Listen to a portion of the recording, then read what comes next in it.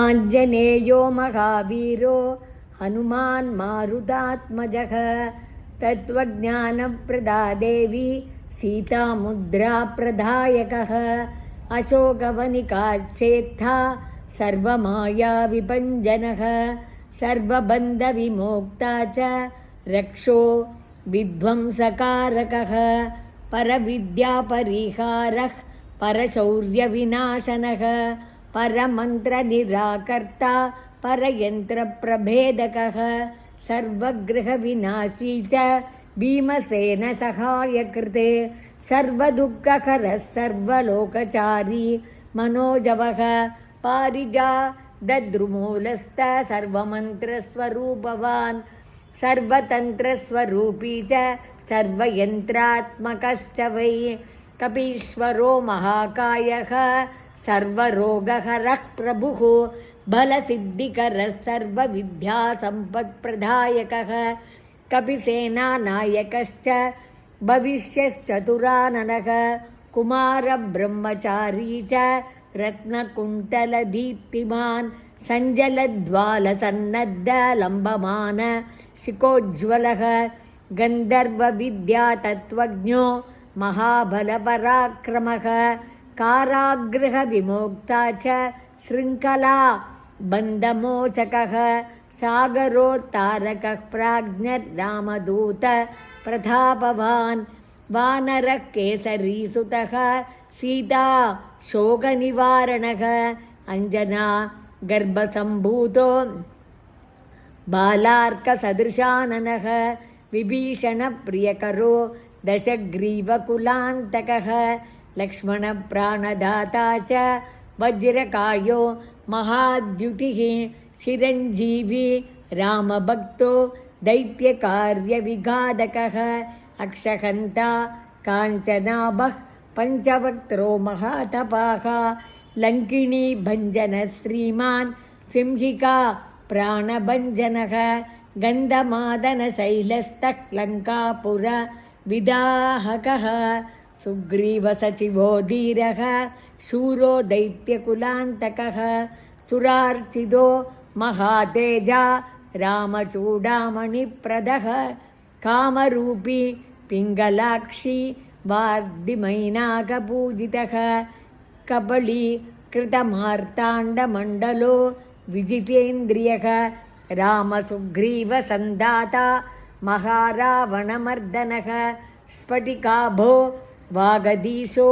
नवव्याकृतिपण्डितः चतुर्बाहुर्दीनबन्धुर्महात्मा भक्तवत्सलः सञ्जीवन नगाहर्ता शुचिर्वाग्मी दृढव्रतः कालने मिप्रमतनो हरिर्मर्कटमर्कटः दान्तः शान्तः प्रसन्नात्मा शतकण्ठमदापहृते योगी रामकथालोलः सीतान्वेषणपण्डितः वज्रदंष्ट्रो वज्रनको रुद्रवीर्यसमुद्भवः इन्द्रजित्प्रहितामोघब्रह्मास्त्रविनिवारकः पार्थध्वजाग्रसंवासी शरपञ्जरभेदकः दशबाहुर्लोकपूज्यो जाम्बवान् प्रीतिवर्धनः सीतासमेत श्रीरामपादसेवो धुरन्धरः इति श्रीहनुमत् अष्टोत्तरशतनामं सम्पूर्णम् आञ्जनेयमहीपाटलाननं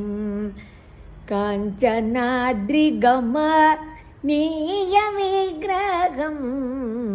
पारिजाततरु मूलवासिनं भावयामि भवमाननन्दनं यत्र यत्र रघुनाथकीर्तनं तत्र तत्र कृतमस्तकाञ्जलिं बाष्पवारि परिपूर्णलोचनं मारुतिं नमद राक्षसान्तकं वैदेही सहितं सुरद्रुमतले हैमे महामण्डपे मध्ये पुष्पकमासने मणिमये वीरासने सुस्थितम् अग्रे वाचयति प्रभञ्जनसुते तत्त्वं मुनिभ्यः परं व्याख्यान्तं वरदादिभिः परिवृतं रामं भजे श्यामलं नमोऽस्तु रामाय स लक्ष्मणाय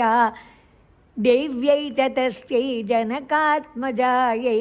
नमोऽस्तु रुद्रेन्द्रयमानिलेभ्यो नमोऽस्तु चन्द्रार्गमरुद्गणेभ्यः धर्मात्मा सत्यसन्धश्च रामो दाशरथिर्यति पौरुषे च प्रतिद्वन्द्वं शरैर्नं जहिरावणिं भक्तवात्सल्यजलतेः परमानन्दरूपिणः अस्मदाचार्यराजस्य प्रपन्नोऽस्मि पदाम्बुजं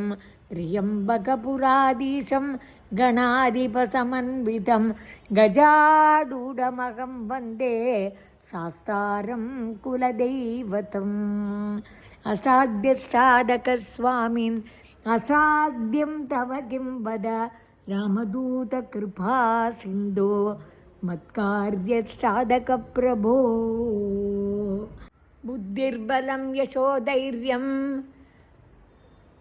निर्भयत्वमरोगता अजाड्यं वाक्पटुत्वं च हनुमत्स्मरणात् भवेत् आंजनेय महाराज की जय।